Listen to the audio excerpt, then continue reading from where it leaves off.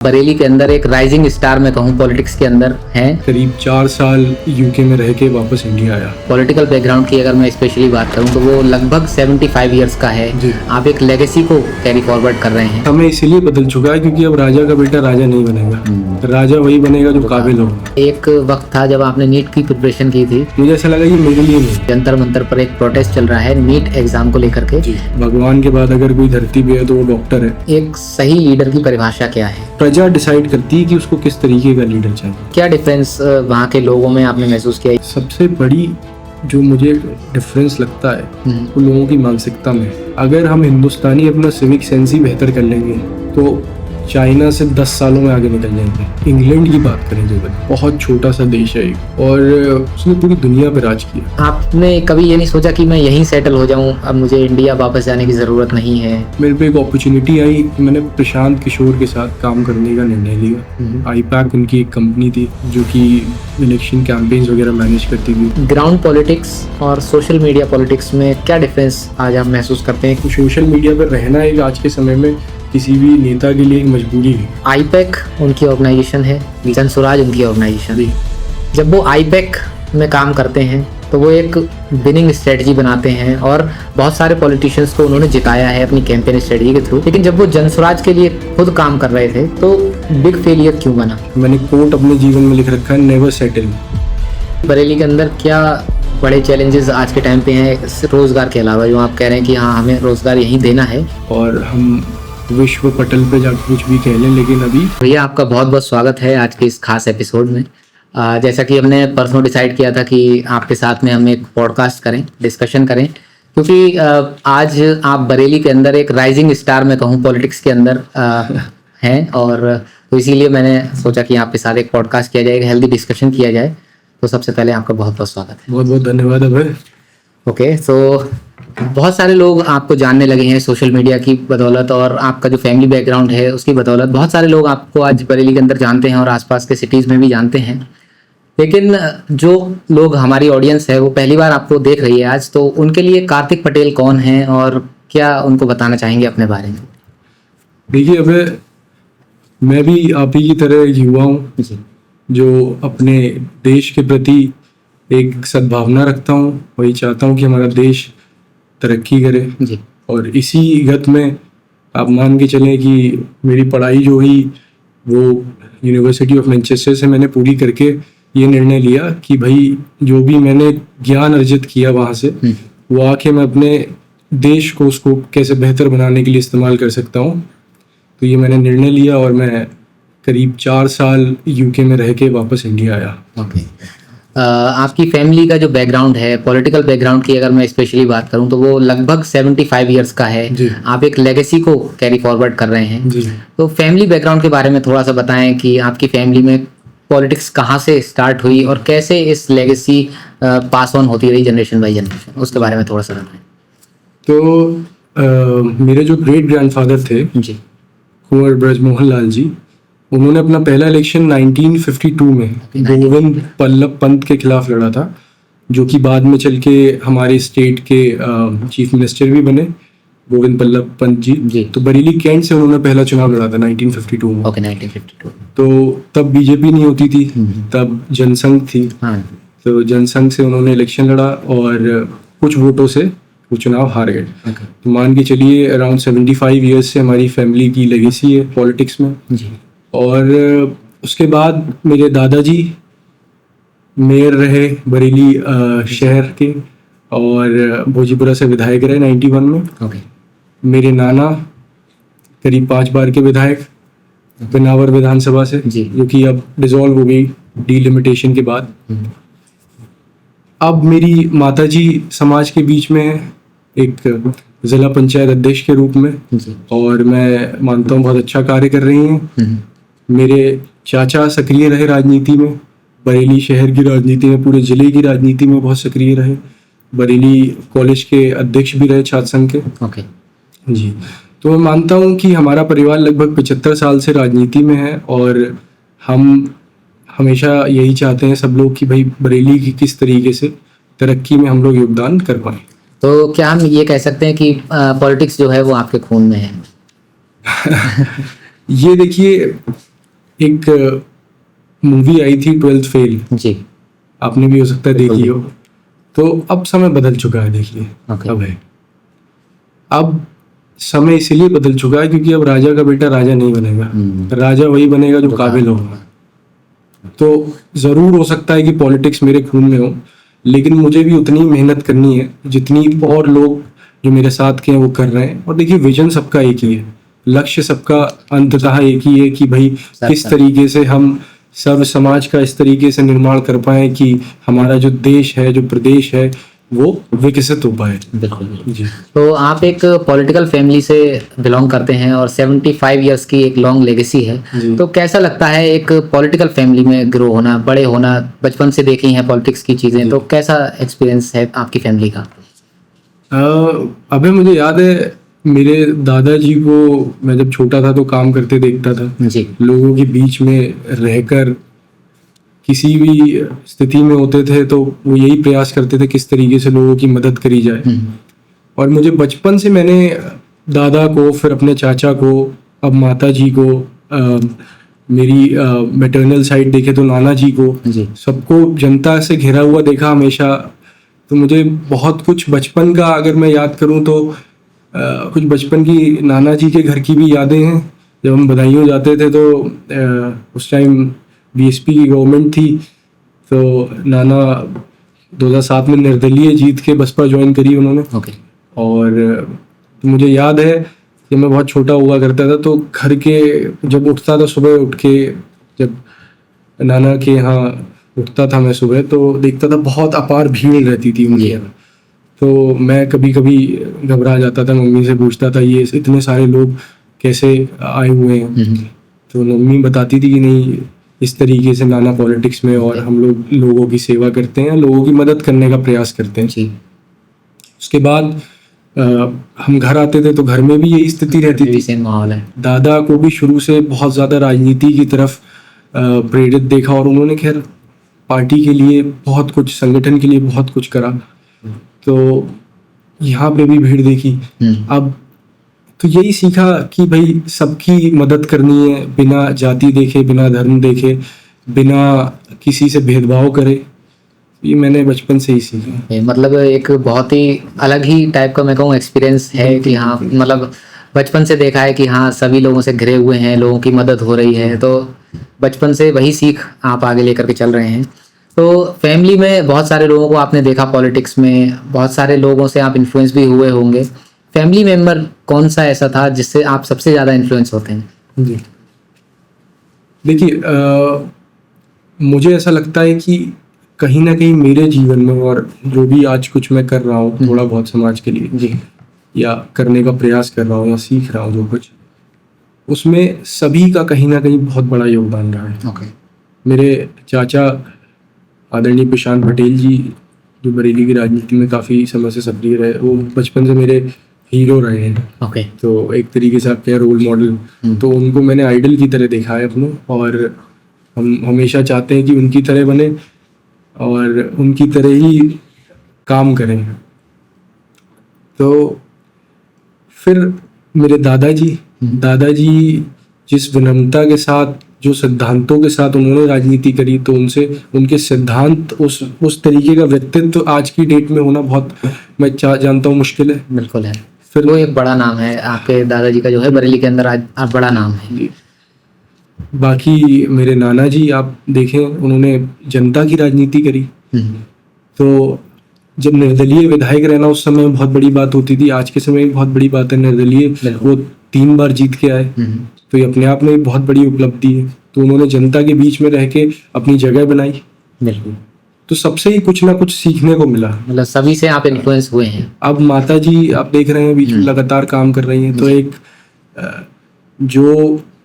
जिस इंसान ने कभी राजनीति ना करी हो, उसने इतनी निपुणता से, आप मान के चले 5 साल, आज मैं जानता हूँ कि उन्हें देश में ही सारे नेता जानते हैं लगभग।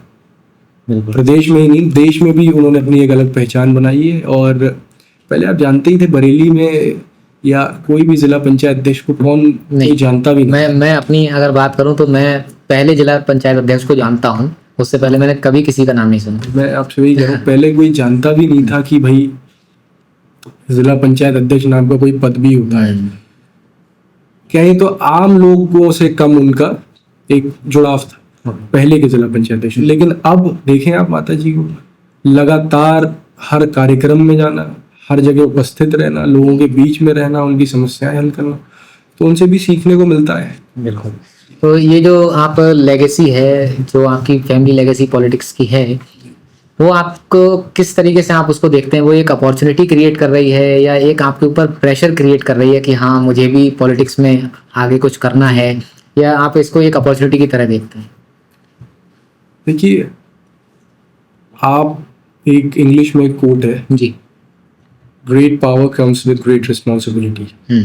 तो आप मान के चलिए कि अगर आप पे एक बैगेज है ये एक तरीके का, कि आप इतनी बड़ी फैमिली लेगेसी है, उसको अगर आप कम से कम बना नहीं सकते तो बिगाड़ने का तो कार्य नहीं कर सकते हैं, वरना समाज कहेगा कि भाई ये देखिए। तो हमारे पीछे तो बहुत कुछ है खोने को, तो हमें तो उस तरीके से कार्य करना है कि भाई अपने परिवार को लेके और समाज को लेके और हर किसी को लेके एक बहुत ही अच्छा पर्सपेक्टिव बना के और आगे बढ़ना है। बिल्कुल। तो ये आप इसको एक प्रेशर की तरह देख रहे हैं? बिल्कुल प्रेशर है। मैं मानता हूँ जो लोग आज नेपोटिज्म की बात करते हैं, जो कि हर फील्ड में है, और किसी भी तरीके का जो व्यक्ति होता है वो चाहता ही है कि भाई उसका बच्चा आगे आए। एक डॉक्टर चाहता है कि मेरा बच्चा भी डॉक्टर बने, एक आईएएस चाहता है कि भाई उसका भी बच्चा कहीं ना कहीं आईएएस बने, एक टीचर चाहता है कि उसका भी बच्चा कहीं ना कहीं कामयाब हो। तो ये बैगेज बच्चों पे है भाई, ये बैगेज बच्चों पे है। जो कामयाब पेरेंट्स होते हैं, कामयाब फैमिलीज होती हैं, उनके जो बच्चे होते हैं उन पे बहुत बड़ा बैगेज है। उनका नाम ना खराब करके नाम बढ़ाना, तो हमें तो दुगनी मेहनत करनी है, क्योंकि हम पे खोने को बहुत कुछ है। बिल्कुल। तो आपको क्या लगता है कि हर फैमिली लेगेसी पास ऑन कर पाती है या नहीं कर पाती? देखिए, ये हर फैमिली चाहती तो है वो अपनी लेगेसी पास ऑन करे, लेकिन सब इसमें कामयाब नहीं होता। ओके। हाँ, मुझे नहीं लगता कि सब लोग ऐसा कर पाते हैं। ओके। तो आपकी जो लंबी लेगेसी है, कौन सी एक ट्रेट मैं कहूँ या कौन सी एक खूबी है जिसको आप अभी तक कैरी फॉरवर्ड आप देखते हैं कि हाँ तब से चली आ रही है और अभी तक आप उसको चला रहे हैं? हमें ऐसा लगता है कि वो एक खूबी बताना तो मुश्किल है, लेकिन अगर फिर भी आप कहें तो एक ही खूबी बतानी है तो वो है वफादारी। ओके, वफादारी। हाँ, आप देखेंगे मेरी फैमिली हिस्ट्री अगर पढ़ेंगे तो हम लोग एक ही पार्टी के प्रति वफादार रहे शुरू से, और एक ही विचारधारा को लेके आगे बढ़े, चाहे मेरे दादाजी हुए, चाहे अब मेरा जो परिवार है वो हुआ। तो हम लोग मेरे ग्रेट ग्रैंडफादर के समय से हम लोग एक ही विचारधारा से जुड़े रहे। और हमारे बारे में एक बात और मशहूर है, हमारे परिवार के बारे में, जो हम कह देते हैं वो हम करते हैं। हाँ, जो कह देते हैं वो करते हैं। हम लोग झूठे वादे नहीं करते हैं, लोगों को सच्चाई से वाकिफ कराते हैं और प्रयास करते हैं कि भाई जो हमारी क्षमता में है वो कार्य हम करके दें। सो आप किस तरीके से इसको कैरी फॉरवर्ड करना चाहते हैं? आपकी आइडेंटिटी, आप क्या चाहते हैं कि पब्लिक में मेरी आइडेंटिटी इस तरीके से बने, लोग मुझे इस तरीके से जाने? देखिए, अब मैं ये जानता हूँ कि मेरे ऊपर एक फैमिली बर्डन है, आप कहें तो, कि भाई आपको ये चीज़ लेके चलनी है आगे। लेकिन मैं इस चीज़ को नेगेटिवली नहीं देखता हूँ, पॉजिटिवली देखता हूँ, क्योंकि मुझे दुगनी मेहनत करने का शौक है। और मेरा एक जीवन में एक मोटिव है, और एक कहें कि एक मैंने कोट अपने जीवन में लिख रखा है, नेवर सेटल डाउन नहीं होना। तो सेटल किसी चीज़ पे नहीं होना है, आगे निरंतर रूप से एक चीज़ मिल गई तो दूसरी चीज़ की तरफ आगे बढ़ना है। कंफर्टेबल जोन में नहीं जाना। हाँ, बस कंफर्टेबल जहाँ आप हो गए वहीं आप रुक गए। तो मेहनत करते रहना है, मेहनत करना हमारे हाथ में है, बाकी देना ना देना तो सब ऊपर वाले के हाथ में है। आपने मुझे ये भी बताया था कि आपने एक वक्त था जब आपने नीट की प्रिपरेशन की थी और उसको फिर छोड़ दिया था, तो वो किस्सा क्या था? थोड़ा उस बारे में भी बताएं, अपनी एजुकेशन बैकग्राउंड। ये आपने क्योंकि पॉइंट उठा ही दिया है तो मैं आपको बताऊं, बहुत इंटरेस्टिंग किस्सा है। अच्छा, +1 11th में क्योंकि मैंने बायोलॉजी ले ली, घर वालों ने कहा कि भाई, क्योंकि बायोलॉजी मुझे भी इंटरेस्ट था तब, और अब आप तैयारी करें वही नीट की, क्योंकि बायो के बाद सबसे बेस्ट ऑप्शन बचता है कि आप MBBS करके डॉक्टर बन जाए। बिल्कुल। तो वही एक प्रोसीजर में हम चले आगे। अब होता क्या है, हम 2 साल नीट की प्रिपरेशन भी करते हैं दिल्ली रह के। अच्छा, जब आखिरी समय मैं मॉक टेस्ट वगैरह देता था, सब चीज़ें करता था, तो नंबर ठीक आ रहे थे। लेकिन मैं यार इस बात को लेके घबरा गया कि मैं किसी भी भाई जो MBBS जो बच्चे कर रहे हैं उनको डिमोटिवेट नहीं कर रहा हूँ, लेकिन मुझे ऐसा लगा ये मेरे लिए नहीं है। कुल मिला के मुझे ऐसा लगा कि भाई ये तो मेरे लिए नहीं बना ये करके मैं क्या करूँगा? नहीं, क्या नहीं करूँगा। एक समाज में भाई जो डॉक्टर्स होते हैं उनका बहुत अहम रोल है आज के समय में, और हम लोग नेक्स्ट टू गॉड मानते हैं उन्हें। भगवान के बाद अगर कोई धरती पे है तो वो डॉक्टर है। लेकिन मुझे ऐसा नहीं लगा ये मेरे लिए ये प्रोफेशन है, तो इसीलिए मैंने ऑप्ट आउट कर लिया कि भाई मैं कुछ और करना चाहता हूँ। बिल्कुल।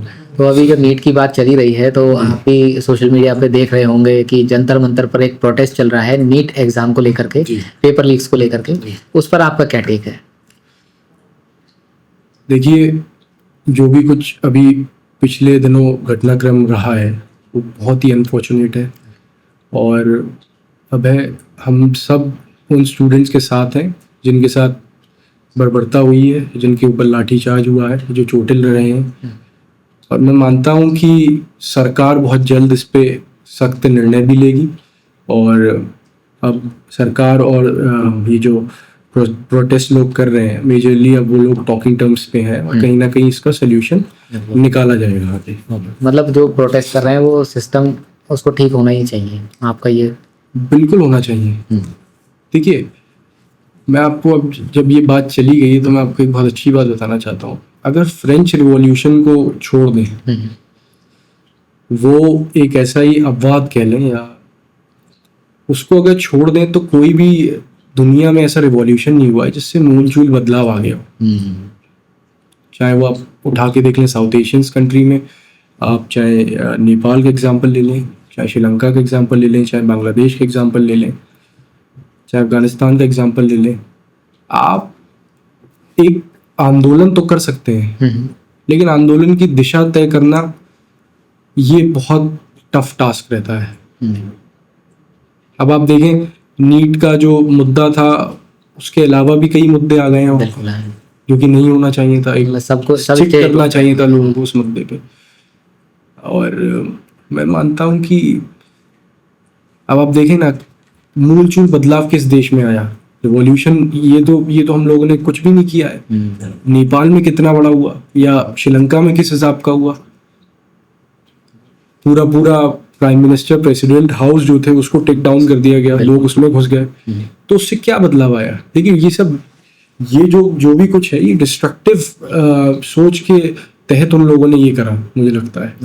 और आज देश की वही स्थिति है जो पहले थी, मैं कहूँगा उससे भी बदतर है उन देशों की वो स्थिति। तो रिवॉल्यूशन करना बड़ी बात नहीं है, रिवॉल्यूशन को सही दिशा में ले जाना एक मैं मानता हूँ, और जो कि मैं इस दावे के साथ कह सकता हूँ, हमारा हिंदुस्तान का युवा ऐसा नहीं है, वो इस चीज से बड़ा सचेत है। और वो सही दिशा में ही जा रहा है, मैं मानता हूँ। आप देखें, हमने अगर कहा हम पीसफुली प्रोटेस्ट करेंगे, तो हमने निरंतर रूप से, बीच में 2-4 अगर गुंडों को छोड़ दें जो उन्होंने आके बर्बरता फैलाई, उसके अलावा तो मुझे नहीं लगता कि कहीं भी अराजकता का माहौल था। मतलब वहाँ पे एक मजबूत लीडरशिप की कमी है। बिल्कुल कमी है, बिल्कुल। तो सही डायरेक्शन गाइड करते हैं अगर तो अच्छा जा सकता है। मतलब उन्होंने अपना स्टेज दूसरों के साथ शेयर करके बहुत बड़ी गलती की। ये तो उनकी राजनीतिक महत्वाकांक्षाएं हो सकती हैं, इस पे तो मैं क्या टिप्पणी करूं, लेकिन मुझे ऐसा लगता है कि सही दिशा देना, आप अगर किसी चीज को होस्ट कर रहे हैं, आपने एक मूवमेंट चलाया, तो आप भाई सही दिशा भी तो दें। बिल्कुल। तो मैं आपसे जानना चाहूँगा कि एक सही लीडर की परिभाषा क्या है? कैसा लीडर होना चाहिए जो एक आपको अच्छी बात को गाइड कर सके? लीडरशिप की परिभाषा आपके हिसाब से क्या है? लीडरशिप की परिभाषाएं कई हो सकती हैं। एक लीडर वो भी हो सकता है जो अपनी टीम के हर मेंबर को बराबर समझे। एक लीडर डिक्टेटर भी हो सकता है, जो टायरेंट्स होते हैं। हिटलर भी एक लीडर था, बिल्कुल था। मोदी जी भी एक लीडर हैं। ऑटोक्रेटिक स्टेट में भी लीडर होता है, एरिस्टोक्रेटिक लीडर होता है। तो लीडर तो हर तरीके का हो सकता है। एक राजा भी लीडर होता है। देखिए, प्रजा डिसाइड करती है कि उसको किस तरीके का लीडर चाहिए। अगर प्रजा खुश है तो यानी कि लीडरशिप ठीक है। हाँ, ठीक चल रही है उसके हिसाब से, मतलब ठीक है। ठीक है, लीडर तो कई तरीके के हो सकते हैं। मतलब ये पूरा डिपेंड करता है प्रजा की मेंटेलिटी पे कि उसको कैसा लीडर। बस यही है। तो चलिए अब वापस आते हैं कि आपके करियर की ओर। तो नीट जब आपने कहा कि मेरे लिए नहीं है, उसके बाद आपने क्या करियर चूज किया और क्यों उस करियर पे आप स्विच हुए? देखिए, हमारे हिंदुस्तान में जी। मुझे ऐसा लगता है कि अब तो थोड़ा बेहतर हो गया है। हमारे समय में भी करियर गाइडेंस कम थी, तो बच्चे को 12th क्लास तक ही नहीं पता होता था कि उसको करना क्या है। और मैंने ऐसे कई केसेस में देखा है कि बच्चे इतना कंफ्यूज रहते थे कि उनको समझ ही नहीं आता था कि उनको 12वीं क्लास तक करना क्या है। लेकिन आज की डेट में मैं मानता हूँ कि अभी चीज़ें कम हो गई हैं, तो जो उनको पेरेंट्स पहले बता देते थे वो वही कर लेते थे। अब जैसे किसी के पेरेंट्स ने डिसाइड करा कि भाई तुम्हें बीटेक करना है, तो बच्चे ने मैथ्स लेके बीटेक कर लिया। कि आपको सीए बनना है तो आपने कॉमर्स लेके सीए बन गए आप, या नहीं बन पाए। डॉक्टर बनना है तो सब डॉक्टर के पीछे। देखिए, ये सब सेफ पाथवेज हैं। हर कोई चाहता है कि उसका, हर माँ बाप यही चाहता है कि भाई उसका बच्चा एक सेफ जगह पे जाके अपने जिंदगी व्यतीत करे। जी। कौन माँ बाप नहीं चाहेगा कि उसका बेटा डॉक्टर बने या बेटी डॉक्टर बने? हर कोई चाहेगा। बिल्कुल। लेकिन हमें ये भी तो इस रूप से देखना पड़ेगा कि बच्चे की क्या धारणा है, कि बच्चे की क्या सोच है, बच्चे का क्या इंटरेस्ट है। तो आज के समय में वो बदल गया है। अब बच्चे ऐसे ऐसे करियर पाथ चुन रहे हैं जो आपने और हमने सुने भी नहीं होंगे शायद। बहुत सारे जो हमारे पीछे जनरेशन चल रही है, जेन अल्फास कहते हैं शायद उनको, तो वो लोग तो अब ऐसे ऐसे करियर पाथ्स लेके आएंगे कि आपको और हमें समझ भी नहीं होगी। बिल्कुल। अब एआई जितना डेवलप होता जा रहा है, एआई में बहुत सारे कोर्सेज आ रहे हैं। प्रॉम्प्ट इंजीनियर जो पोस्ट हमने आज तक सुनी नहीं, अब लोग प्रॉम्प्ट इंजीनियरिंग का कोर्स कर रहे हैं। देखिए, आप खुद बताओ। बिल्कुल। तो यूनिवर्सिटी ऑफ मैनचेस्टर, अभी जब स्टार्टिंग में आपने जिक्र किया था, तो यूनिवर्सिटी ऑफ मैनचेस्टर में कैसे जाना हुआ आपका और वहाँ से क्या कोर्स आपने परस्यू किया है? देखिए, मैंने MSc in strategic business management course मैंने किया। बहुत अच्छा एक्सपीरियंस रहा मेरा मैनचेस्टर का। और Manchester is now like a second home for me. अभी मैं कभी भी मैनचेस्टर जाता हूँ तो मुझे ऐसा लगता है कि अपने दूसरे घर आ गया हूँ। बहुत समय, 4 साल बहुत लंबा समय होता है यूके के कल्चर में रहना।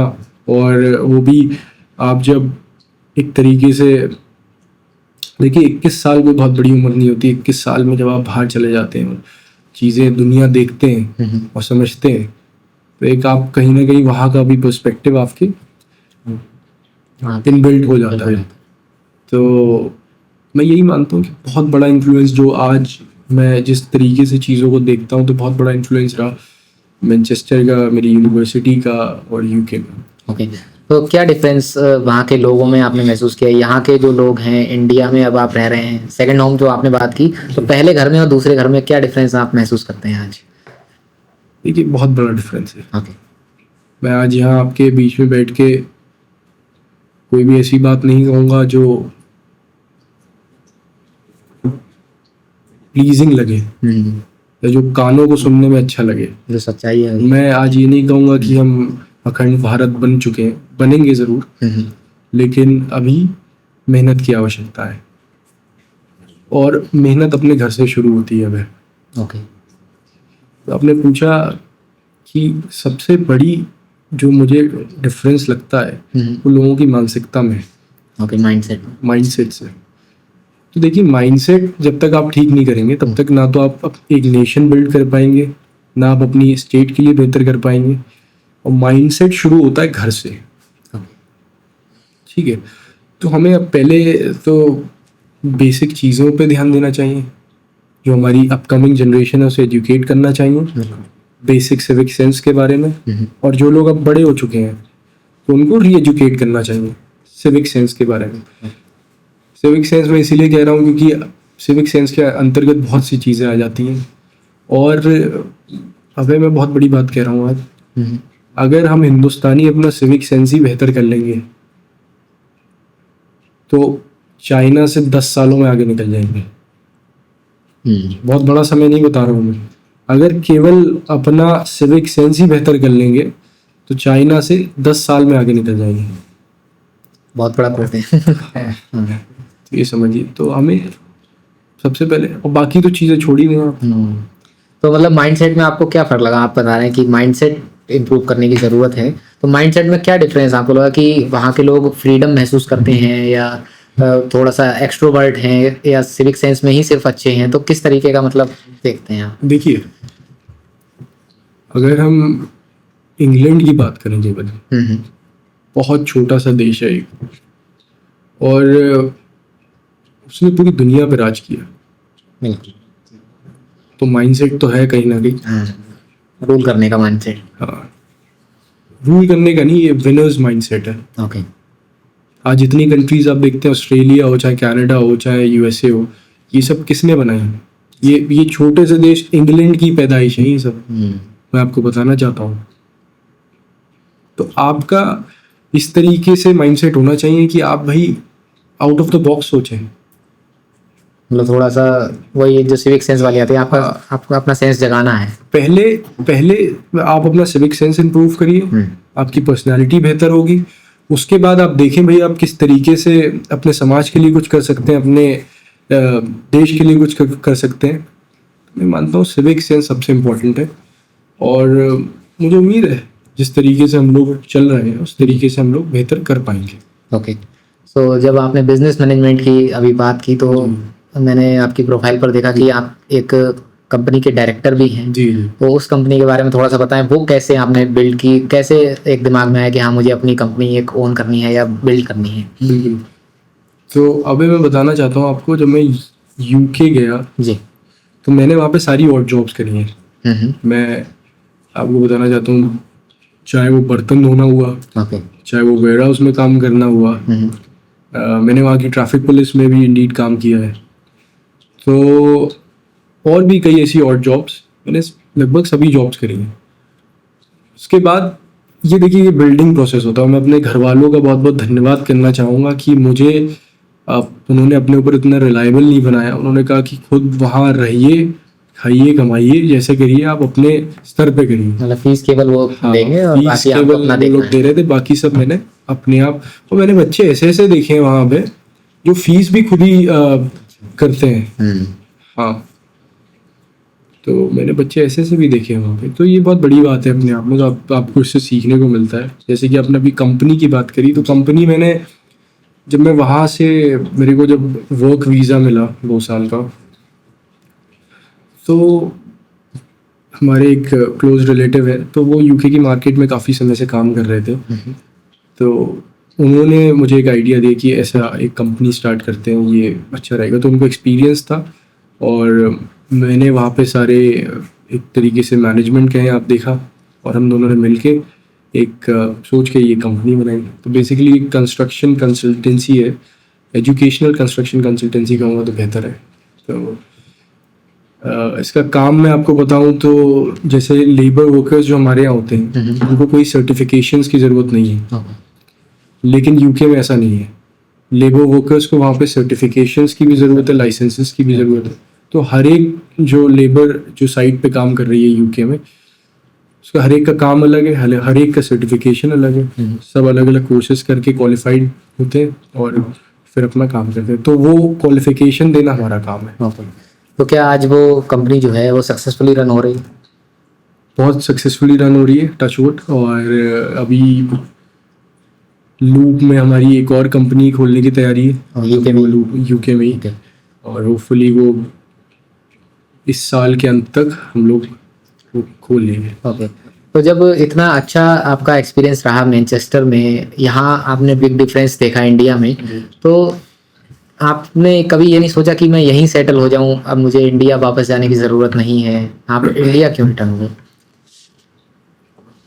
अब ये बहुत डीप सवाल है आपका। और मैं इसमें इस बात में कोई डिनाइल नहीं है, और मैं ये कहने से बिल्कुल भी नहीं झिझकता हूँ कि यूके में बेटर लिविंग कंडीशन है अभी के मुकाबले हिंदुस्तान से। लेकिन मेरे जीवन में एक टर्निंग पॉइंट आया हुआ है। ओके। तो हुआ क्या, कॉन्वोकेशन होनी थी हमारी, तो उससे पहले कुछ समय मिला, छुट्टियों में मैं इंडिया आ गया। ओके। करीब 2-3 महीने का समय था, तो मैं घर पे कुछ खाली था, तो मैं सोचा क्या करा जाए कॉन्वोकेशन में यूके जाने से पहले। तो मेरे पे एक अपॉर्चुनिटी आई, तो मैंने प्रशांत किशोर के साथ काम करने का निर्णय लिया। आईपैक उनकी एक कंपनी थी जी। जो कि इलेक्शन कैंपेन्स वगैरह मैनेज करती थी, तो उसके साथ मैंने जुड़ के बिहार में रह के ओके। मैंने 2 से 3 महीने वहाँ दिए, बिहार में। बिहार में रह के। तो वो मेरी ज़िंदगी का टर्निंग पॉइंट था वह। मैं जब बिहार में रह लिया 3 महीने, तो मैंने ये निर्णय लिया कि नहीं, अब मुझे अपने समाज के लिए कुछ करना है, क्योंकि अगर हम नहीं करेंगे तो कौन करेगा। हाँ। बात ये, हम युवा अगर नहीं करेंगे तो कोई इंग्लैंड से तो बदलने आएगा नहीं। यहाँ विंस्टन चर्चिल जैसे लोग जरूर आ सकते हैं, जो हम लोगों को कबूतर कहें या एक तरीके से जानवरों की तरह ट्रीट करें, लेकिन कोई अच्छी सोच लेके तो कोई इंग्लैंड या साउथ अफ्रीका से तो आएगा नहीं। हमें खुद ही इस चीज़ को बदलना पड़ेगा।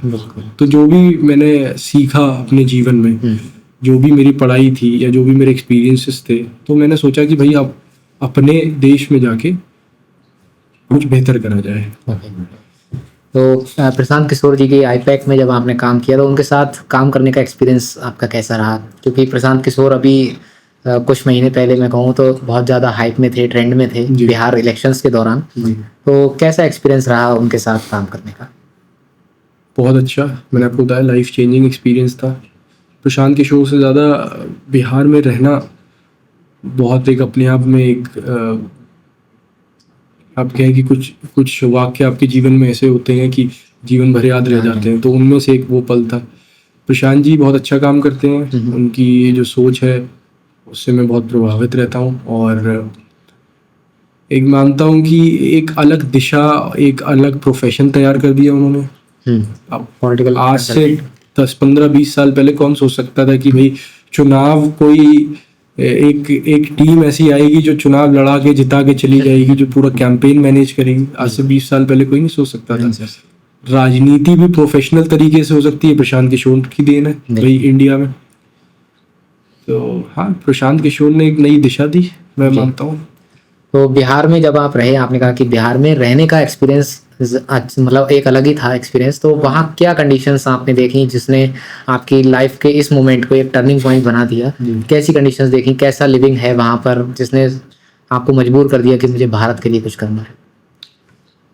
देखिए, अब एक जो चीज़ मैं इसमें ऐड ऑन करना चाहूँगा, वो अपना ट्रैवल एक्सपीरियंस। जब मैं यूके से इंडिया आ रहा था तो मेरी फ़्लाइट लंदन से थी, मैं रहता मैनचेस्टर में, तो मेरी फ़्लाइट लंदन से थी। तो मैं लंदन में 3 दिन रह के आया, और उससे पहले मैं गया था इटली वेकेशन पे।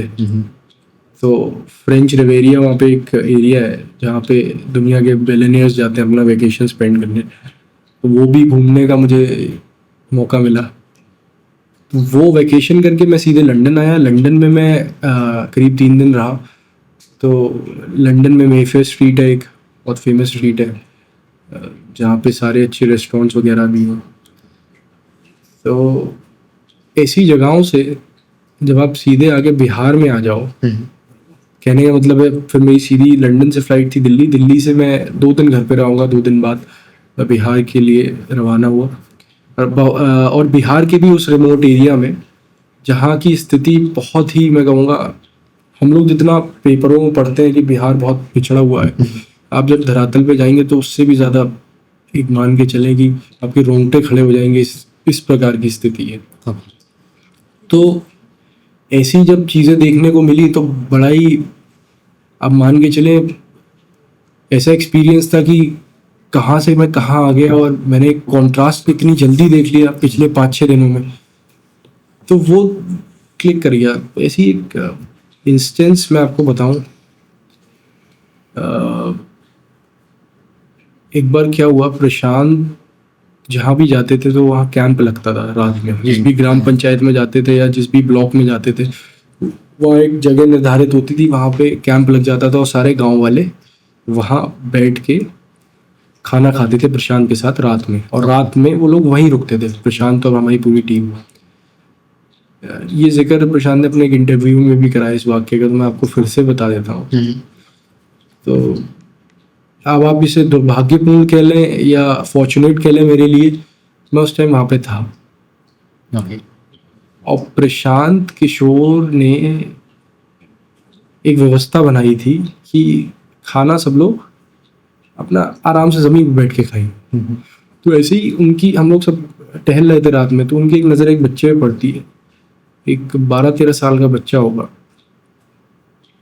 उसकी थाली में जब आप किसी को देखते हैं तो आपको ऐसा महसूस नहीं होता कि किसी की थाली अगर अनइवन रूप से भरी हुई हो तो आपको लगता है इतना छोटा बच्चा है, इतना खाएगा तो ये इसकी तबीयत खराब हो जाएगी। तो प्रशांत किशोर उसके पास जाते हैं क्योंकि उन्हें ऐसा लगता है इसने ज़्यादा ले लिया। तो वो प्रशांत किशोर से पूछते हैं कितना खा लोगे? तो वो बोलता है जितना दे देंगे उतना खा लेंगे। प्रशांत किशोर उससे कहता है कि घर पे भी इतना ही खाते हो? तो उसने एक ऐसी बात कही अभय, जो उसके बाद ना तो हम बोले ना प्रशांत बोले। वो बच्चा बोलता है कि सर ऐसा कभी हुआ ही नहीं कि हमारा पेट भर गया हो और कढ़ाई में सब्जी बाकी हो। तो उस दिन मुझे ऐसा लगा कि यार ये अपने आप में ही एक ऐसी बात है कि इसका ना तो आप कोई तर्क दे सकते हैं। और वो शायद एक ऐसा वाक्य था मेरे जीवन में कि मुझे ऐसा लगा नहीं, हम लोग बहुत पीछे हैं और हम विश्व पटल पे जाके कुछ भी कह लें, लेकिन अभी चीज़ें करने की बहुत ज़्यादा आवश्यकता है। अभी मतलब विकसित भारत का ड्रीम काफ़ी दूर है। काफ़ी दूर। तो आप किस तरीके से देखते हैं जब प्रशांत किशोर के कैंपेन के दौरान जब आपने ये सारी चीज़ें देखी कि पॉलिटिक्स कैसे काम करती है और कैंपेन डिजाइनिंग में आप उनके साथ थे, तो मैंने देखा कि उनका एकदम से सोशल मीडिया कैंपेन बहुत पॉपुलर हुए। सोशल मीडिया पे उन्होंने बहुत अच्छा कैंपेन रन किए। तो ग्राउंड पॉलिटिक्स और सोशल मीडिया पॉलिटिक्स में क्या डिफरेंस आज आप महसूस करते हैं कि क्या चीज़ इंपॉर्टेंट है? क्योंकि सोसाइटी में जो हम देख रहे हैं वो ये देख रहे हैं कि लोग आज के टाइम पे ग्राउंड पॉलिटिक्स पे कम फोकस करके सोशल मीडिया पॉलिटिक्स पे ज़्यादा फोकस कर रहे हैं। देखिए, डिपेंड करता है। ये आपका क्वेश्चन है, बहुत अच्छा है। सोशल मीडिया से आप भाग तो नहीं सकते आज के समय में। नहीं भाग सकते। ये तो एक सच्चाई है। आप नहीं करेंगे तो कोई और करेगा। तो सोशल मीडिया पर रहना एक आज के समय में किसी भी नेता के लिए एक मजबूरी है। मैं कई नेताओं को जानता हूँ जो पसंद नहीं करते अपनी रील्स बनवाना, अपने फोटोज खिंचवा के फेसबुक या इंस्टाग्राम पे डलवाना, लेकिन उनको करना पड़ता है क्योंकि ये समय की मांग है। अब आपने कहा कि ग्राउंड पॉलिटिक्स और सोशल मीडिया में क्या अंतर आप देखते हैं? देखिए, या तो आप टारगेटेड ऑडियंस तक अपनी बात पहुंचा पा रहे हैं, ठीक है, या आप इतने बड़े लीडर हो कि आप फर्क नहीं पड़ता आपकी बात कहाँ जा रही है। तो मान के चलें कि अगर आप एक रील डालते हैं और आपको पॉलिटिक्स करनी है तो आपकी जहन में अपनी कॉन्स्टिट्यूएंसी भी होगी। बिल्कुल होगी। मान के चले मीरगंज विधानसभा है, ठीक है, तो मुझे मीरगंज विधानसभा से अगर, या आपको अगर मीरगंज विधानसभा से चुनाव लड़ना है तो आप यही चाहेंगे कि भाई मेरी जो वीडियो है वो ज़्यादा से ज़्यादा मीरगंज के लोग देखें। ठीक है। देखिए, मुझे ऐसा लगता है कि जो ग्राउंड पॉलिटिक्स है वो हमेशा सुपीरियर रहेगी इन टर्म्स ऑफ कनेक्टिविटी। तो आपको ऐसा लगता है कि केवल इन दोनों में से एक को अगर चूज करना पड़े तो ग्राउंड पॉलिटिक्स, क्योंकि ऐसा है, सोशल मीडिया की बात आई गई हो जाती है और मैं मानता हूँ दोनों का कॉम्बिनेशन होना बहुत जरूरी है। दोनों में से अगर आप एक कहेंगे तो ग्राउंड पॉलिटिक्स, लेकिन सोशल मीडिया को इग्नोर नहीं करा जा सकता है, नहीं करा आज के समय में। तो एक विनिंग पॉलिटिकल स्ट्रेटजी में कितना रेशियो लेकर के चलेंगे कि कितना सोशल मीडिया होना चाहिए और कितना ग्राउंड पॉलिटिक्स होना चाहिए? ये मेरा मानना है। Social media 20%, ground politics 80%। 20%। आपने बहुत ही ह्यूज डिफरेंस दे दिया उसमें। हाँ, इतना ही डिफरेंस है। Okay. और सोशल मीडिया के अलावा बहुत बहुत बड़े फैक्टर्स होते हैं। केवल सोशल मीडिया ही नहीं, बहुत से फैक्टर्स होते हैं। बहुत एक इन्वायरमेंट तैयार होता है। देखिए, अगर आपको सोशल मीडिया का इन्फ्लुएंसर बनना है, that is a different thing. But अगर आपको पॉलिटिक्स भी करनी है सोशल मीडिया के साथ में, तो ये दोनों अलग चीजें हो जाती हैं फिर। ओके। हाँ, सोशल मीडिया पे मतलब इतना रिलायबल हमें नहीं होना है कि हाँ इसी से मैं एक विनिंग कैंडिडेट बन जाऊंगा, ऐसा पॉसिबल नहीं है। देखिए, नेता तो तभी पता चलता है जब वो चुनाव लड़ता है। हो सकता है आपकी व्यूज पे 1 मिलियन व्यूज आ रहे हो, जब आप चुनाव लड़ने उतरे तो आपको 10,000 वोट ना मिले। बिल्कुल बिल्कुल पॉसिबल है। ये बिल्कुल पॉसिबिलिटी है। लेकिन डिनाइल नहीं है इस बात में कि सोशल मीडिया बहुत ज़्यादा हेल्प करती है आपकी पॉपुलैरिटी बनाने में, आपकी हाइप बनाने में, आपकी ब्रांड वैल्यू बनाने में। उसमें डिनाइल नहीं है। तो मतलब आपने जो सोसाइटी में अभी आप देख रहे होंगे, तो सबसे बड़ी मिस्टेक क्या आप देखते हैं यंग पॉलिटिशियंस जो आ रहे हैं वो मतलब कर रहे हैं इस पॉलिटिक्स फील्ड में? देखिए, जितने भी यंग पॉलिटिशियंस मेरी बात सुन रहे हैं, इनको मैं एक ही सलाह देना चाहूँगा। पहले तो वो अपनी विचारधारा चुनें। मुख्य रूप से 3 विचारधाराएं, लेफ्ट, राइट, सेंटर। तो कई आप नौजवान ऐसे हैं जिनको ये भी नहीं पता कि वो कौन सी विचारधारा को फॉलो कर रहे हैं और क्यों कर रहे हैं। राइट। पहले तो ये क्लियरिटी होनी ज़रूरी है। दूसरी चीज़ ये डिसाइड करना कि भाई हमें अगर संगठन की राजनीति करनी है या हमें चुनावी राजनीति। दोनों अलग हैं। बिल्कुल दोनों अलग हैं। तो युवाओं को ये भी क्लियरिटी होनी चाहिए कि अगर भाई जो तो संगठन की राजनीति करनी है तो किस विचारधारा की करनी है, और अगर समाज की राजनीति करनी है तो वो भी किन सिद्धांतों पर करनी है। तो ये 2 चीज़ें हैं जो युवाओं को समझनी चाहिए। ओके। तो सबसे बड़ी लर्निंग आप आईपैक में जब आपने काम किया, उस एक्सपीरियंस से सबसे बड़ी लर्निंग आपने क्या ली वहाँ से, जो आप आगे भी मुझे लगता है इम्प्लीमेंट करेंगे? सबसे बड़ी लर्निंग मैंने जो आईपैक से ली वो ये है कि चुनाव लड़ना और जीतना, कोई कहे कि कोई एक ही फैक्टर है जो ये जिता या हरा सकता है तो वो गलत है।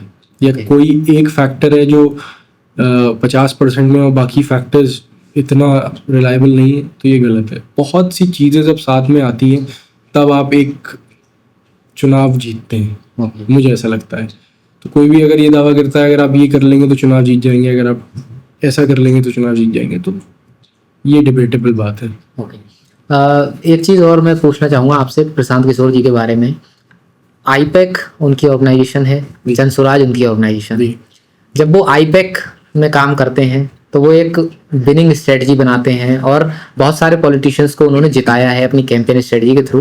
लेकिन जब वो जनसुराज के लिए खुद काम कर रहे थे तो बिग फेलियर क्यों बना? जनसुराज एक भी सीट बिहार में नहीं ला पाया, तो इसके पीछे आप मेजर क्या डिफरेंस देखते हैं?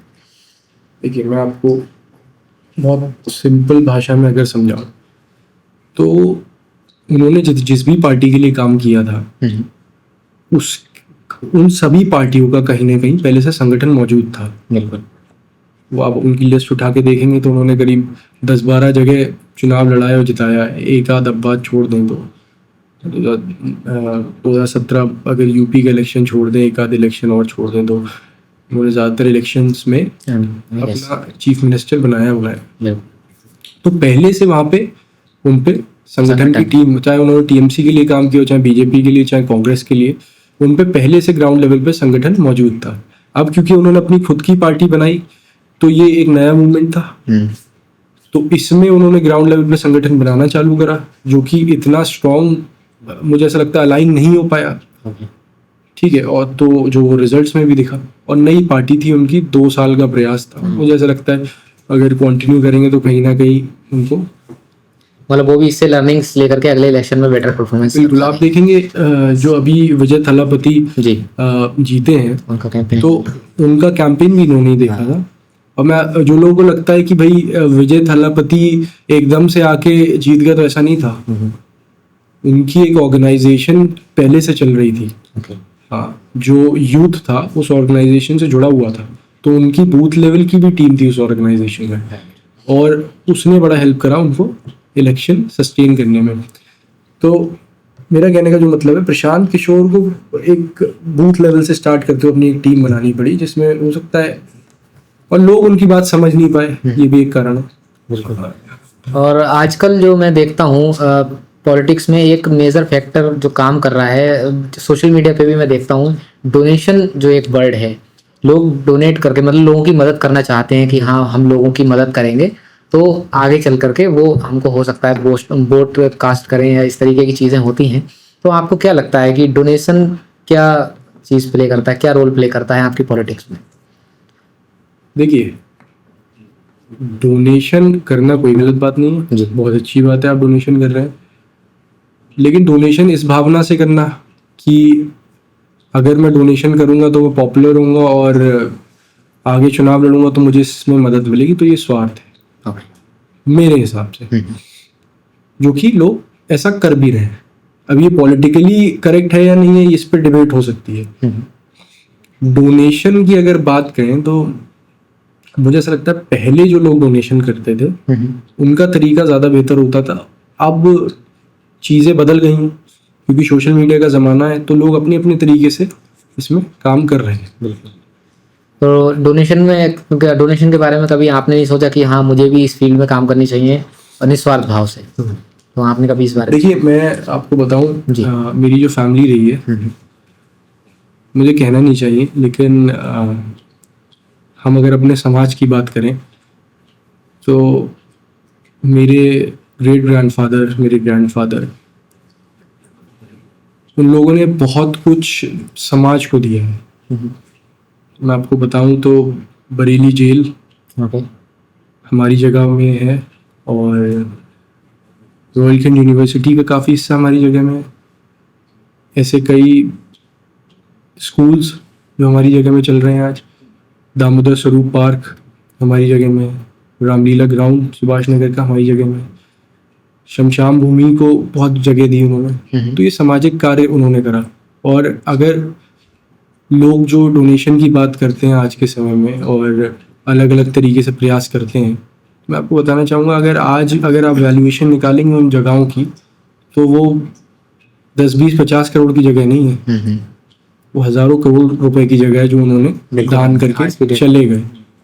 और उन्होंने ये भी उम्मीद नहीं करी कि लोग हमें याद इसीलिए दिला रहा हूँ क्योंकि लोग समय समय पे याद दिलाना भी आवश्यक है। बिल्कुल। लोगों को ये याद दिलाना ज़रूरी है कि भाई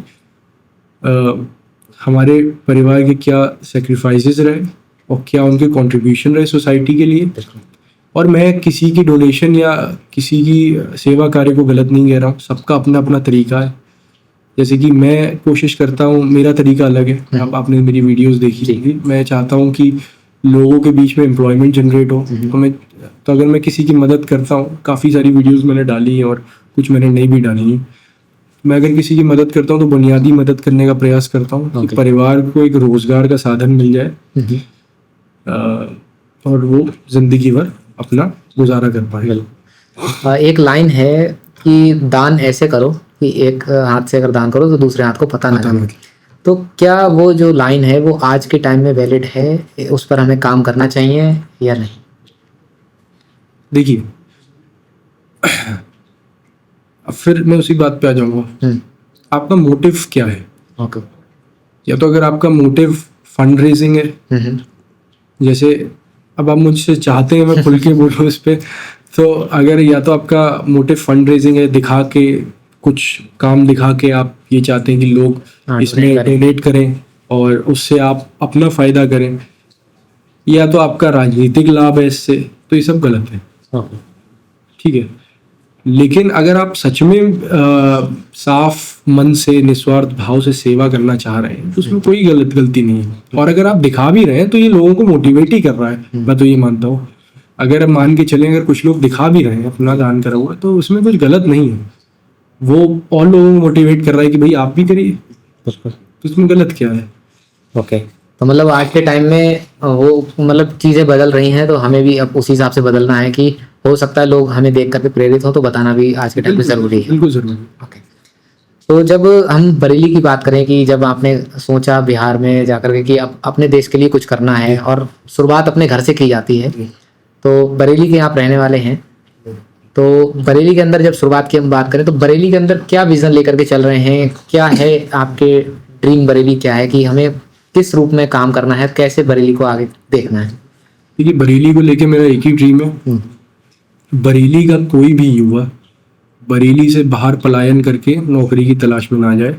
हम लोग इतनी एम्प्लॉयमेंट अपॉर्चुनिटीज़ बरेली में ही खड़ी कर पाएँ कि यहाँ का युवा यहाँ पर रह के कार्य कर सके, और बल्कि और लोगों को इनवाइट करें बाहर से कि आप आइए बरेली में काम करिए। बिल्कुल। हाँ, तो इस तरीके का विजन है कि युवा पलायन ना करे और यहीं पर उनको यहीं पे रह के रोजगार मिले। बिल्कुल। मैं एक देखता हूँ, मैंने एक वीडियो कुछ दिनों पहले बनाया था कि बदायूं जो है बरेली मंडल के अंदर आता है।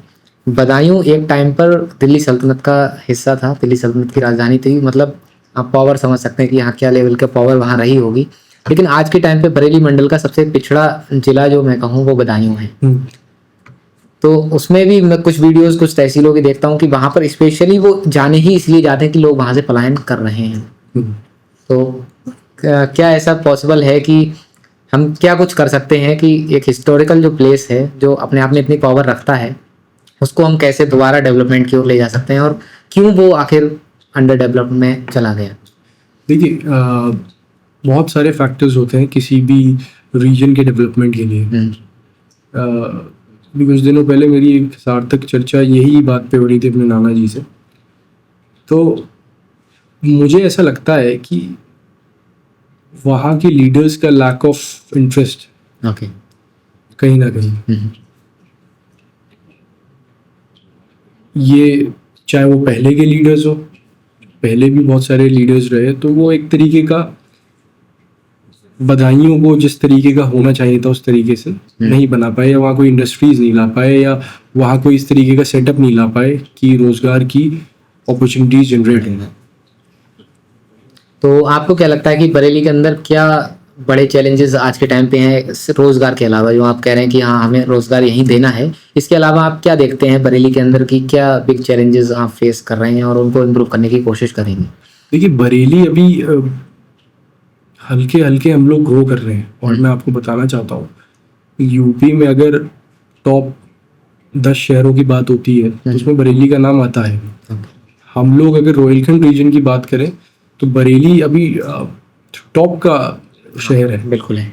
तो हम लोग हल्के हल्के ग्रो कर, आप देख रहे हैं कितनी अपॉर्चुनिटीज बन रही हैं बरेली में। तो हम लोग सही ट्रैक पे हैं, बस और जो चीज़ें बेहतर कर सकते हैं उन पे काम करा जा सकता है। मतलब जो चीज़ें मतलब ग्रो तो कर रही हैं, लेकिन जो भी चैलेंजेस करते करते आएंगे उनको हम बिल्कुल फेस करेंगे। राइट। तो बरेली के युवा जो हैं, क्या मैसेज देंगे आप उनको कि वो कैसे इस डेवलपमेंट में, इस ग्रोथ में, इस विकसित भारत के ड्रीम में कैसे कंट्रीब्यूट कर सकते हैं? युवाओं से मेरा यही आग्रह है कि आप स्किलफुल बने, आप कोई ना कोई ऐसी नई स्किल सीखते रहें जो आपको, देखिए डिग्रीज अपनी जगह, लेकिन जो स्किल्स होती हैं वही आपको आगे लाइफ में कहीं ना कहीं कामयाब बनाती हैं। तो मेरी युवाओं से ये रिक्वेस्ट है कि अपनी स्किल एनहांसमेंट पे काम करें। ओके। तो सबसे पहली आपकी प्रायोरिटी क्या होगी जब आपको मान लीजिए कोई पद मिलता है जी, कोई प्रतिनिधि आप बनते हैं बरेली के लिए, तो सबसे पहली प्रायोरिटी क्या होगी आपकी कि मुझे इस चीज़ पर काम करना है? सबसे पहली प्रायोरिटी मेरी, फिर से मैं कहूँगा, यहाँ के लोगों को रोजगार देना, पलायन रोकवाना। मतलब ये मेरा विजन है और ये मैं करके रहूँगा। बरेली का एक भी युवा बरेली से बाहर काम करने नहीं जाएगा, ये मेरा विजन है। और चाहे मेरे जीवन में जितना भी मेरी शक्ति है, मेरी बुद्धि है, मेरे संसाधन है, जो भी कुछ लग जाए, मैं ये करके रहूँगा अपने जीवन काल में कि एक दिन ज़रूर ऐसा आएगा कि बरेली में तो हज़ारों लोग काम करने आएंगे, लेकिन बरेली का एक भी युवा बरेली से बाहर नहीं जाएगा। अब तो करना पड़ेगा, क्योंकि आपने बोला था कि जो हम करते हैं, जो हम कहते हैं वो करते हैं। लेगेसी है आपकी। ओके। सो मैं मार्केट की थोड़ा सा बात करूं आपके बारे में। जो चर्चाएं हैं मार्केट में वो ये है कि आप बहुत क्लासी लगते हैं, लुक्स के बारे में चर्चाएं चलती हैं। आप सिंपल क्लोथिंग रखते हैं लेकिन फिर भी एक क्लास दिखती है। तो कैसे आप अपनी फिटनेस को या अपने लुक्स को, मैं कहूँ उसको, कैसे अपीयरेंस को कैसे मैनेज करते हैं? अबे पहले तो धन्यवाद अगर ये कॉम्प्लीमेंट है। तो कुछ नहीं, बेसिक मैं अपनी क्लोथिंग में ऐसा कुछ नहीं कहूँगा कि मैं किसी से इंस्पायर्ड हूँ, लेकिन क्योंकि मैं यूरोप में रह रहा है इतने साल, तो मैं प्रयास करता हूँ कि मैं अपनी क्लोथिंग को बेसिक ही रखूँ। मतलब मुझे ज़्यादा फैंसी कपड़े पसंद नहीं है। मैं ज़्यादा आज भी देखेंगे तो कोशिश करता हूँ कि कॉम्बिनेशंस ऐसे बनाऊँ जो सटल लगे। अब क्योंकि आप पब्लिक अफेयर्स में, आप पब्लिक के बीच में रहते हैं, तो कुछ फ्लैशी नहीं लगना चाहिए मेरे हिसाब से। तो मैं कोशिश करता हूँ सटल रह के हम क्या कर पाए, ये है। तो मतलब आप जब यूके में थे, जी वहाँ का ड्रेसिंग सेंस और यहाँ के ड्रेसिंग सेंस में आपको अडॉप्ट करने में मतलब टाइम तो लगा होगा कि मैं वहाँ पे कुछ अलग ही शायद आप पहनते होंगे, और यहाँ पर ड्रेसिंग सेंस है इंडियन, आप एथनिक वियर्स ज़्यादा प्रेफर करते हैं, तो अडॉप्ट करने में टाइम तो लगा होगा समझने में कि हाँ किसके साथ क्या जाना चाहिए, तो उसको कैसे फिर आपने मैनेज किया? देखिए, मैं अपने फैशन को लेके शुरू से बहुत ज़्यादा कॉन्शियस रहा हूँ। ओके। तो मुझे पता होता है कि मैं क्या पहन रहा हूँ। और जब मैं यूके में था तो मैं स्ट्रीट स्टाइल फैशन करता था वहाँ पे, वो यूके में आजकल चल रहा है। Okay. या जो भी चल रहा होता है। ऑब्वियसली मैं कुर्ते पैजामे नहीं पहनता था वहाँ पे, लेकिन कहते हैं जैसा देश वैसा भेष। तो यहाँ पे आने के बाद अगर मैं वैसे कपड़े पहनूंगा तो लोग मुझे शायद सीरियसली नहीं लेंगे। तो यही कोशिश करता हूँ कि भाई थोड़ा सटल लगूं। तो अब मैं अगर आपकी हॉबीज़ की बात करूं तो क्या हॉबीज़ हैं आपकी? एक लाइफस्टाइल आपका पूरे दिन की, अगर दिनचर्या की मैं बात करूं तो किस तरीके का लाइफस्टाइल आप जीते हैं, और क्या हॉबीज़ उसमें आप प्रेफर करते हैं? अभी मैं आपको बताना चाहता हूँ, मेरे थोड़ी शोल्डर में इंजरी थी, तो मैंने पिछले 1 महीने से बॉक्सिंग नहीं करी है। वैसे मैं बॉक्सिंग करता हूँ। ओके। और कभी कभी हफ्ते में 1-2 बार जिम भी चला जाता हूँ। अभी पिछले 1 महीने से बंद है। तो हाँ, कह सकते हैं कि भाई बॉक्सिंग में इंटरेस्टेड हूँ मैं। ओके, बॉक्सिंग में इंटरेस्टेड हैं। जी। शास्त्र भी और शस्त्र भी है। ओके। सो फेवरेट बुक्स या पॉडकास्ट की अगर हम बात करें कि आप विजडम कहाँ से गेन करते हैं, लर्निंग्स कहाँ से लेते हैं, तो कौन सी ऐसी बुक्स हैं जो आप पढ़ना पसंद करते हैं? या पॉडकास्ट में बात करूँ तो किस तरीके के पॉडकास्ट आप देखना पसंद हैं? मुझे ऐसा लगता है कि books, I am not a big reader. मैं इतनी ज़्यादा बुक्स नहीं पढ़ता हूँ। लेकिन पॉडकास्ट में काफ़ी सुनता हूँ और प्रयास करता हूँ कि उनसे जो ज्ञान मिले उसको अपने जीवन में भी उतार पाऊँ। तो बहुत से ऐसे हमारे यहाँ राज शमानी जी हैं जो बहुत अच्छा पॉडकास्ट करते हैं। प्रखर की बातें आपने देखा होगा, राइट? प्रखर भी बहुत अच्छा करते हैं। ये दो मुझे अच्छे लगते हैं। ओके, तो अगर हम कैटेगरी की बात करें तो किस टाइप की पॉडकास्ट आप देखना पसंद करते हैं? Political, geopolitical. Okay, geopolitical affairs में इंटरेस्ट है। ओके। सो इस कोट को आप किस तरीके से देखते हैं कि every reader is a leader, और या हम बात करें कि every leader is a reader? बहुत बड़ा कोट है।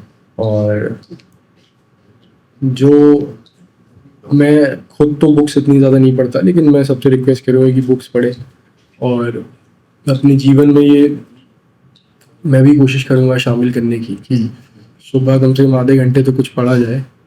बहुत ज़रूरी है।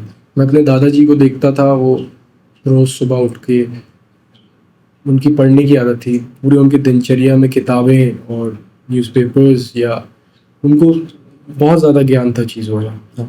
तो क्या आपको लगता है कि जो बुक्स हैं उसकी जगह पॉडकास्ट ने ले ली है या ले सकती हैं यहाँ? देखिए, पॉडकास्ट ने ले ली ऐसा नहीं कहूँगा। जो आप इमेजिन करके चीज़ें, मुझे ऐसा लगता है दोनों का देखिए पॉइंट ऑफ व्यू अलग है। क्योंकि मैं बुक्स इतनी ज़्यादा पढ़ता नहीं, लेकिन जो मेरा पॉइंट ऑफ व्यू है बुक्स को लेके, वो ये है कि जब आप चीज़ें इमेजिन करते हैं तो आपकी क्रिएटिविटी ज़्यादा बढ़ती है। तो बुक्स हमेशा ऊपर रहेंगी, लेकिन पॉडकास्ट के लिए तो ज़्यादा सहूलियत है पॉडकास्ट सुनने में। आप मतलब ईजी है, आप ईजी है, तो मज़ा भी आ रहा है, 2 लोग बातें कर रहे हैं तो उनको सुन रहे हो। बिल्कुल। और इंडिया में तो खासकर इसी चीज़ की चर्चा होती है कि जो बातें चल रही हैं उसको सुनना, बिल्कुल बिल्कुल। लोगों के लिए कंटेंट होता है ये। ओके। सो मैं आपकी अगर जर्नी की बात करूं, आपकी लाइफ की बात करूं, तो आपके ऊपर एक, आपने बताया, जिम्मेदारी है जी। इस लेगेसी को आगे बढ़ाने की। जी। तो कौन सी चीज़ है वो आपको मोटिवेटेड रखती है, क्योंकि अभी सफ़र लंबा है, अभी बहुत दूर हैं उस गोल से, तो किस तरीके की चीज़ें आपको मोटिवेटेड रखती हैं, कैसे अपने आप को मोटिवेटेड आप रखते हैं? देखिए अभी तो फिलहाल मैं सीख रहा हूँ, ओके। अभी मैं लर्निंग फेज में हूँ, मैं समाज को समझ रहा हूँ यहाँ के, और आसपास की राजनीति सीख रहा हूँ आप कहें तो। और सबसे बड़ी बात है, आपके जीवन में धैर्य होना चाहिए। अति उत्तेजित होने से कुछ मिलता नहीं है, और मैं बहुत धैर्य के साथ आगे बढ़ रहा हूँ। और राजनीतिक रूप से अभी मेरी ऐसी कोई महत्वाकांक्षाएं भी नहीं है, अभी तो मैं सीखने के फेज में हूँ। और मैं मानता हूँ कि मुझे जो करना है वो मैं कर लूँगा। और ये क्योंकि मैं मैनिफेस्टेशन करता हूँ और मेरी मैनिफेस्टेशन काफ़ी स्ट्रांग है, तो मैं जो सोचता हूँ वो मैं कर लेता हूँ। मुझे पता है कि जो मैंने सोच रखा है वो मैं करके रहूँगा। जो आपने पॉलिटिकल कैंपेन्स में सीखा है कि, तो वहाँ पर क्या चीज़ सबसे ज़्यादा मैटर करती है, एक एग्रेशन के साथ सबको दिखना या एक स्लो प्रोसेस से सबको दिखना? डिपेंड करता है। अगर आप इलेक्शन फेज में हैं तो आप एग्रेशन के साथ आएंगे, मतलब कम टाइम है तो एग्रेशन टाइम में है तो एग्रेशन के साथ करेंगे तो ज़्यादा अच्छा रहेगा। लेकिन over the period of years अगर आप सस्टेनेबल रहना चाहते हैं और अगर आप लॉन्ग रन के बारे में सोच रहे हैं तो आपको चीज़ें समझ के हल्के ही करनी चाहिए, और वही चीज़ें करनी चाहिए जो आप जीवन भर कर पाए। ओके। खासकर आपके लिए, क्योंकि एक लेगेसी को मेंटेन करना है। बिल्कुल। ओके। सो लर्निंग्स की और एडवाइसेस की अगर हम आपसे बात करें, तो आपकी अभी तक की जो जर्नी रही, अभी इतनी बड़ी तो जर्नी नहीं हुई है, लेकिन अभी तक की जो भी आपकी जर्नी है, आपका बचपन जो रहा है, फैमिली का जो बैकग्राउंड है, एजुकेशन है, और अभी जो लर्निंग फेज आपका चल रहा है, तो इस जर्नी में अभी तक का सबसे बड़ा लेसन आपको क्या लगता है, क्या लेसन है सबसे बढ़िया? धैर्य, पेशेंस। पेशेंस। ओके। और ऐसा कोई पॉइंट जिसने आपको चेंज किया हो बिहार वाले के अलावा?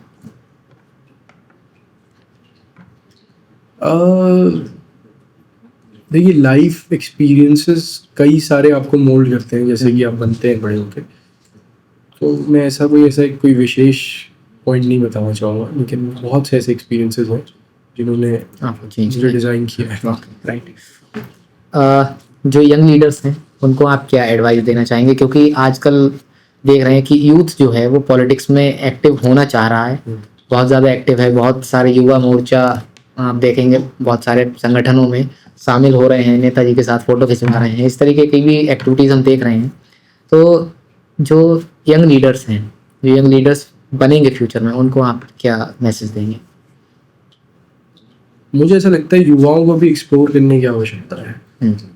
जल्दबाजी नहीं दिखानी। जल्दबाजी करके किसी संगठन से जुड़ जाना या किसी पार्टी को अपना लेना, वो मुझे ऐसा लगता है कि अभी युवाओं को ये जल्दबाजी है, उनको थोड़ा समय लेके समझनी चाहिए आसपास की चीज़ें कैसे वर्क कर रही हैं। और अगर आपने किसी पार्टी को ज्वाइन भी कर लिया है तो भी आप अपनी एक पर्सनल जो क्या थिंकिंग रखें और पर्सनल आवाज़ ज़रूर बुलंद रखें। युवाओं की पॉलिटिक्स में अभी ज़रूरत है या इन फ्यूचर होगी? हमेशा ज़रूरत रही है, हमेशा ज़रूरत रही है। ओके। और युवाओं ने ही देश की दिशा तय करी है शुरू से ही। अभी आपने एक चीज़ का जिक्र किया था, नेपाल रिवॉल्यूशन, या जहाँ जहाँ रिवॉल्यूशन आ चुके हैं वहाँ यूथ ने ही रिवॉल्यूशन लाया है, लेकिन आपने कहा उतना सक्सेसफुल वो नहीं हुआ। उतना नहीं, कोई भी सक्सेसफुल नहीं हुआ। देखिए आपका विजन क्या है, मेरा कहने का ये मतलब है कि आपका अगर रिवॉल्यूशन इस बात के लिए कि ये नेता हट जाए या ये सरकार गिर जाए, उसके बाद क्या? मतलब विजन नहीं है, कोई विजन नहीं है। देखिए अगर वो नेता हट भी गया या सरकार गिर भी गई, उसके बाद क्या? फिर से वैसे ही कोई आके बैठेगा। मूल चूल बदलाव सिस्टम में क्या आ रहा है, और क्या नेता ही है जो सब गड़बड़ कर रहे हैं। ऑफिशियल्स भी हैं, सिस्टम है पूरा। मैं वही कह रहा हूँ, पूरा सिस्टम है, पूरा सिस्टम। बिल्कुल। तो मतलब एक लीडरशिप और एक विजन के साथ अगर हम आगे चलेंगे, यूथ जो है अभी मेरे ख्याल से विजन का ही कमी है। बिल्कुल अगर विजन को, एक अच्छे विजन को लेकर के आगे चलेंगे तो सिस्टम में बदलाव ला सकते हैं। बिल्कुल। तो आप अपने पीछे क्या लेगेसी छोड़ना चाहते हैं कि हाँ मैं इस तरीके से याद किया जाए? अभी तो इसमें खैर आगे बहुत समय है, तो हो सकता है ये समय के साथ जो मैं अभी कहूँ वो बदल जाए। अच्छा। तो अभी तो मेरी कोई उम्र नहीं है, तो मैं ऐसी कोई लेगेसी मन में नहीं है। बस ये रहता है कि काम निरंतर रूप से करते रहो और साफ अंतःकरण से काम करो, साफ मन से काम करो। ओके। एक चीज़ और पूछना चाहूँगा कि आप जो हिंदी बोल रहे हैं वो काफ़ी अच्छी बोल रहे हैं, काफ़ी अच्छी वर्ड्स यूज़ कर रहे हैं, और यूके में इंग्लिश का माहौल है। जी जी। तो कैसे इसको मेंटेन किया कि हिंदी में भी परफेक्ट और इंग्लिश में भी? देखिए, मुझे जैसे कि आपने कहा लोगों को सुनना बहुत पसंद है, तो हिंदी, उर्दू और इंग्लिश, मैं चाहता हूँ कि ये तीनों ही मेरी भाषाओं पे कमांड रहे। ओके। क्योंकि हम एक ऐसे समाज में रहते हैं जहाँ तीनों का इस्तेमाल होता है, डिनाइल नहीं है किसी बात से। तो लोगों को सुन सुन के कोशिश करता हूँ कि हर दिन बेहतर हूँ। ओके। अब हम रैपिड फायर राउंड की ओर बढ़ते हैं। वन वर्ड में आंसर चाहिए होंगे, तो सबसे पहले एक ऐसा वर्ड जो आपको डिफाइन करता हो।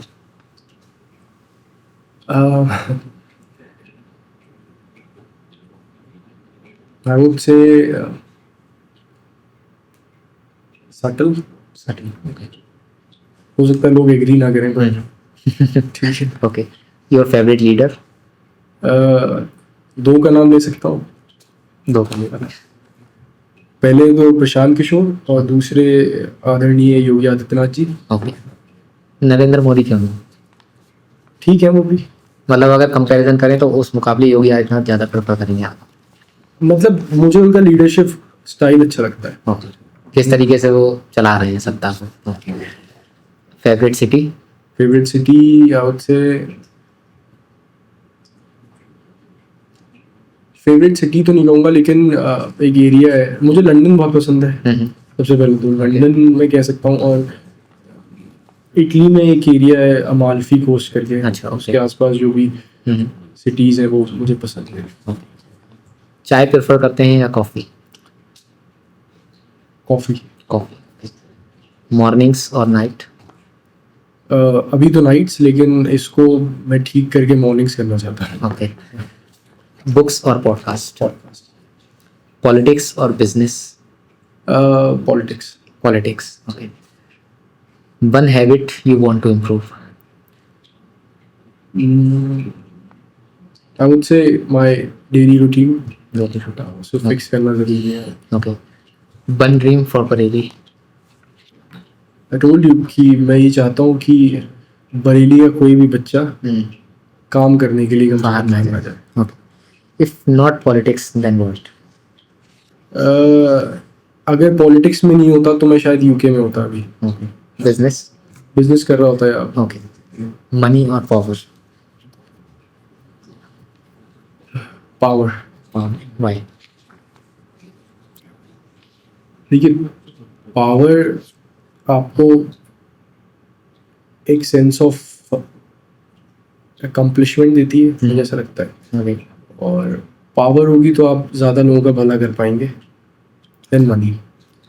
ओके। तभी ये ऐसा होता है कि आईएएस पीसीएस के जो इंटरव्यूज होते हैं उसमें यही पूछा जाता है कि आप आईएएस बन के क्या करेंगे जी। तो वो उनका भी आंसर यही होता है कि पावर होगी तो हम ज़्यादा लोगों को सर्व कर पाएंगे। जी। ओके। तो एक लास्ट क्वेश्चन, आज से 25 साल बाद अगर लोग आपका नाम पढ़ें, आपको देखें, तो आप क्या चाहते हैं कि किस तरीके से लोग मुझे देखें, और क्या एक इमेज उनके दिमाग में आए कि हाँ कार्तिक पटेल ये? मैं यही चाहता हूँ कि लोग मुझे 5 से 25 साल बाद, पता नहीं क्या परिस्थितियाँ हों, लेकिन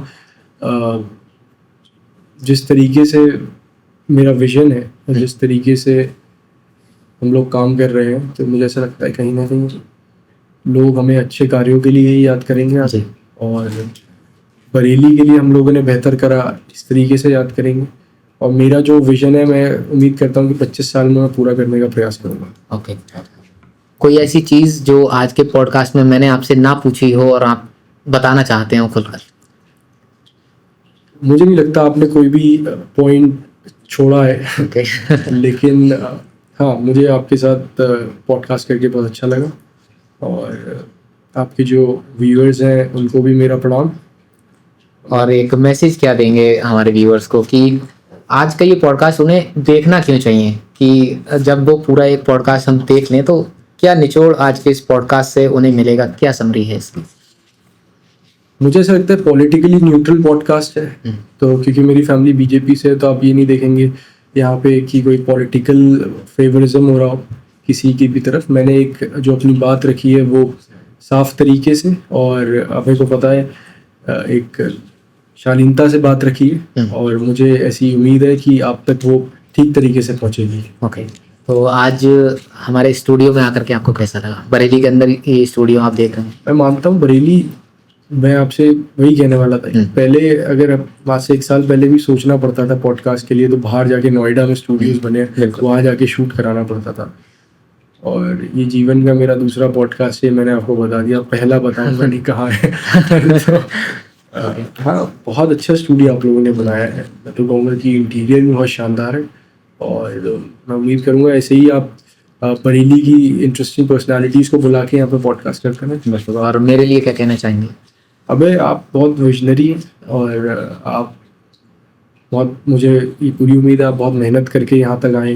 फरीदपुर से आप बरेली तक का सफ़र, और मुझे लगता है बरेली से एक दिन आप दिल्ली में भी बैठे होंगे ऑफिस लेके, ऐसे स्टूडियो चला रहे होंगे। बहुत शुक्रिया। मुझे आपसे बात करके बहुत अच्छा लगा, और बहुत सारी चीज़ें हमने डिस्कस की। आपके बारे में जानने के लिए बहुत कुछ मिला, क्योंकि जैसे कि आप एक फ्यूचर पॉलिटिशियन होंगे, कुछ करना चाह रहे हैं बरेली के लिए, तो सबसे पहले बरेली वालों के दिल में यही होना चाहिए कि हाँ, मैं जानूं कि हमारा नेता कैसा होगा। बिल्कुल। एक पर्सन को जानना बहुत ज़रूरी है। तो आज उन्होंने बखूबी आपके बारे में जानने की कोशिश करेंगे इस वीडियो के माध्यम से।